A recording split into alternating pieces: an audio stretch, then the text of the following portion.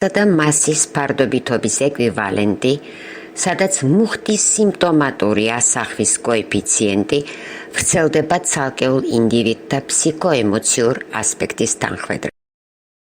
სტაგნაციის ფორმათა დამახასიათებელი ნიშნულები, მაგალითად, პრაგმატული, გრძელვადიანი მონოტონიზმი, მასის ფსიქოკონტენტისთვის უგურეაქციის ტოლფასია სტატიურ შრესთან, რადგან არსით და ხარისხით მასა კრებითობის გამსაზღვრელი მაღალი ფსიქოემოციური ზღვარეა დეფინიციის მიმართულებების ფორმირებაში.